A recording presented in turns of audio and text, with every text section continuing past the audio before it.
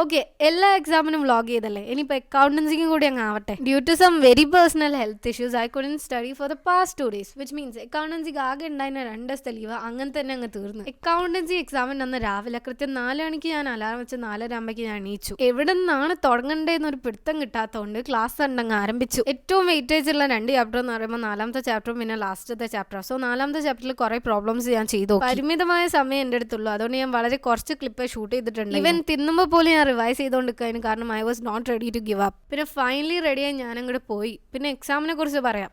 1 മാർക്കിൻ്റെ ക്വസ്റ്റ്യൻ, 2 മാർക്കിൻ്റെ ക്വസ്റ്റ്യൻ, 3 മാർക്കിൻ്റെ ക്വസ്റ്റ്യൻ അത്യാവശ്യം നല്ലോണം എഴുതി. പക്ഷെ 4 മാർക്കിൻ്റെ ക്വസ്റ്റ്യനിൽ ആ ടെൻഷനിൽ കുറച്ച് മിസ്റ്റേക്ക് വരുത്തിയിട്ടുണ്ടെന്ന് തോന്നുന്നുണ്ട്. 6 മാർക്കിൻ്റെ ക്വസ്റ്റ്യൻ ആണ് എന്നെ ചതിച്ചത്. റെക്ടിഫിക്കേഷൻ ഓഫ് എറേഴ്സ് എന്ന് അങ്ങനെ ഒരു ക്വസ്റ്റ്യൻ വരുന്നത് ഞാൻ പ്രതീക്ഷിച്ചിട്ടുണ്ടായില്ല. And profit and loss account മര്യാദയ്ക്ക് അറിയില്ലേനു.